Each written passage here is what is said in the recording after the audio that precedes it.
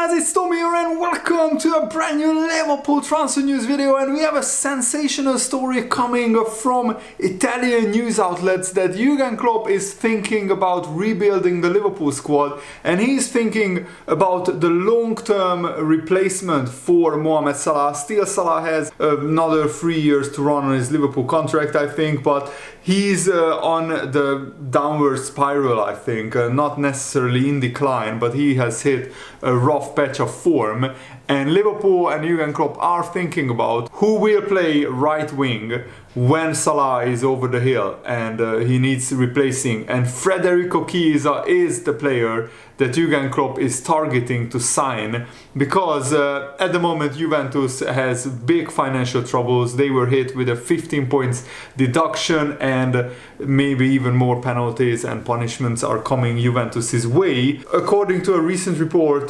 from Calcio Mercato Web, Jurgen Klopp is interested in signing Chiesa after being pretty unimpressed with Mohamed Salah's season so far. That's what the paper is saying. And the report also adds that Liverpool would need to offer at least £52 million to convince Juventus to part ways with Chiesa. Of course, that doesn't mean that we will sell Salah anytime soon. It means that we want backup for Salah as well, because we don't have an out-and-out right winger who is brilliant at the club. We have Cody Gakpo who can play there. We have Harvey Elliott who can play there, but that's not their best positions. Harvey Elliott doesn't have the pace and the finishing ability yet to play as a right winger, and I'm not sure if he will have the pace to ever play there. And also Cody Gakpo, that's not his natural position. Chiesa missed the first few months of the season with injury issues, but Chiesa still managed to show how much of a goal threat he can be, because he already scored and got 2 assists after coming back from injury. And last season Chiesa also had a pretty up and down season, only played 18 times for Juventus in all competitions, scoring 4 goals and getting 4 assists. So he's another injury prone player, so I'm not sure if he's the kind of player that Liverpool should be targeting.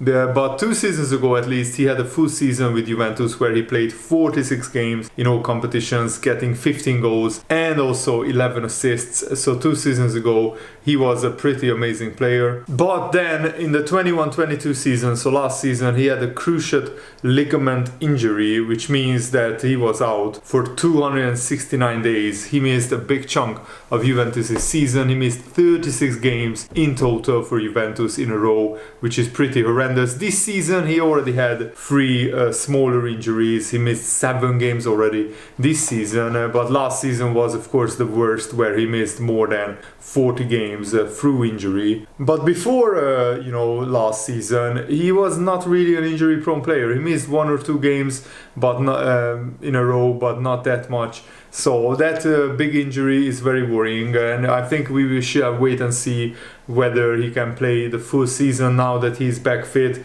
He's just 25 years old, so he's at the perfect age to come in and potentially, help become Liverpool's backup right winger. And when Mo Salah inevitably either leaves Liverpool in 2 or 3 years or retires at Liverpool in 2 or 3 years, then Chiesa could become our number 1 right winger. His market value is around 50 to 60 million euros at the moment, and he's also an Italian international. He played already 40 games for the Italian national team, scoring 4 goals. And he also had a pretty amazing career at Fiorentina before Juventus first signed him on loan. Then they signed him permanently last summer. So he scored 34 goals and got 25 assists in 153 games for Fiorentina, and then he joined Juventus, where he already has 69 games, scoring 19 goals and also 16 assists, which is a pretty decent number. And according to previous reports, Liverpool already tried to sign Chiesa in 2021.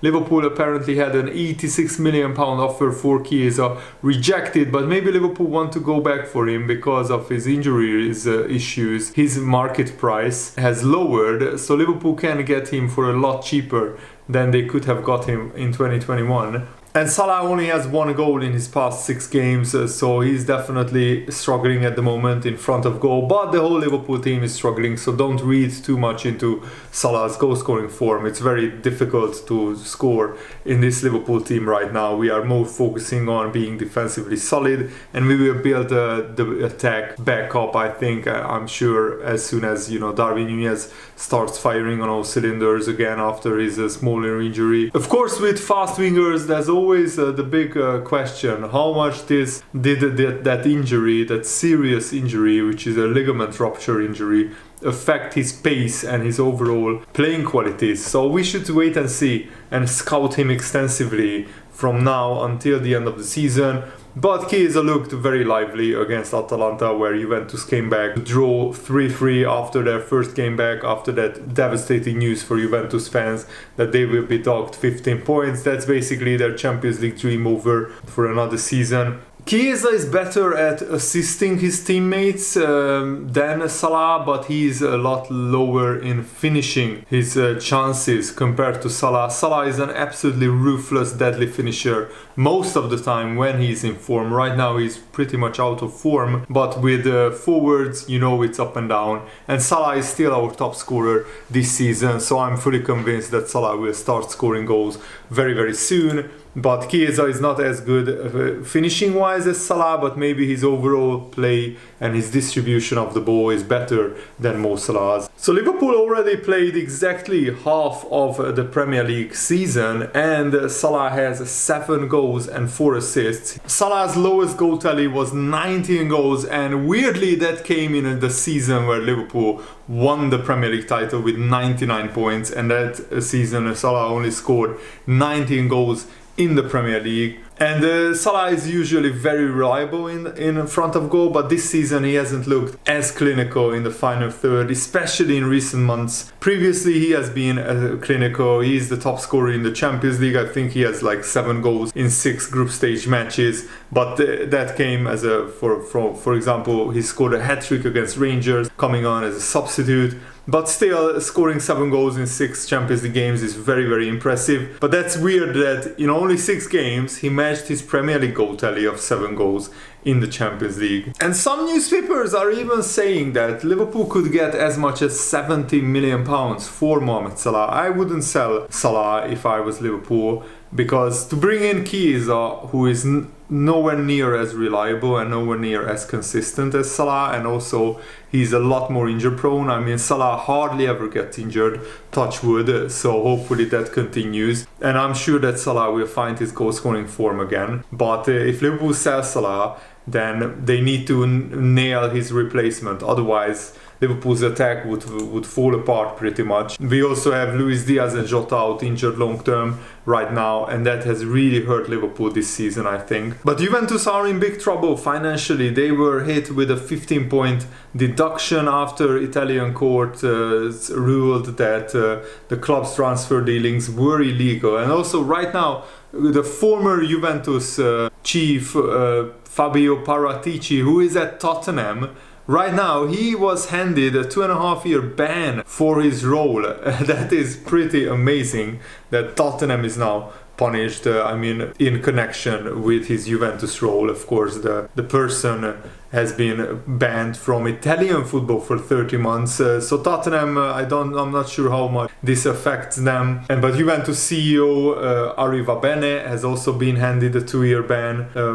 Former vice chairman Pavel Nedved has been given an 8-month suspension as well. And now with the points deduction, they are like 12-13 points behind the Champions League places. And Liverpool are also trying to free up some funds in the January transfer window. Reportedly, we have recalled Reece Williams from Blackpool from his loan, so we have one more body in the centre-back position, so that will allow Nat Phillips to leave in the January transfer window, and Liverpool are listening to offers. He could fetch as much as £10 million for Nat Phillips, and also we might look to sell Kevin Kelleher because he's, a second choice goalkeeper, but he could be a number 1 goalkeeper in the Premier League for many clubs actually, because he's quite brilliant. So I'm not sure what his plan is for his career. Sooner or later he might have to leave Liverpool for new opportunities, because behind Alisson he's not really getting any game time. And also Calvin Ramsey has been linked with a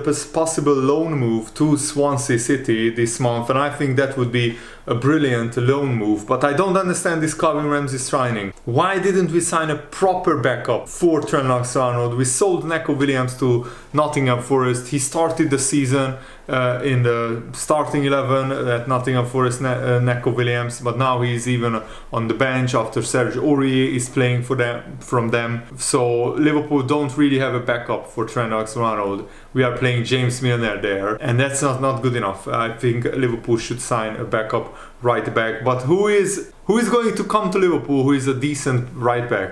Because they know Trent Alexander-Arnold will be first choice and he will play like 80-90% of the games. So it's very difficult for Liverpool to sign a proper right back. And Calvin Ramsey, I expected him to play a lot more than he did, and he has been struggling with injuries as well. So maybe a loan move could revitalize his career.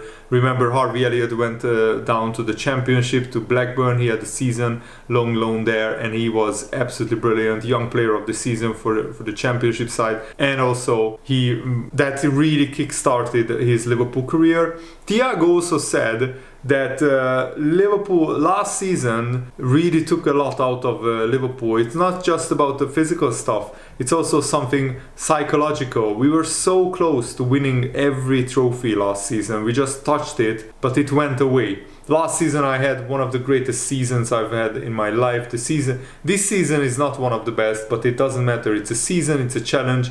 I think we have great quality and great guys to sort it out, and we will do that. So Thiago is confident that Liverpool will sort out the season. Liverpool really need to find the goal scoring form again, because defensively we looked a lot more solid, and at least we have a full week to prepare for the Brighton-Liverpool FA Cup game, so Jurgen Klopp can really work with the players and the new tactics on the training ground. So hopefully it will show a massive improvement in Liverpool's form and playing style by the time we play Brighton. Surely we can't play any worse than how we played against Brighton in the FA Cup. That was absolutely atrocious. And Bajcetic also said that in the beginning of the second half against Chelsea, Liverpool were amazing. We were pressing high, we were having the ball, we were having chances, but we didn't take advantage of that great spell. We didn't score, and then Chelsea had some chances, and I think it's a fair result that Liverpool drew with Chelsea. Probably both teams didn't do enough in front of goal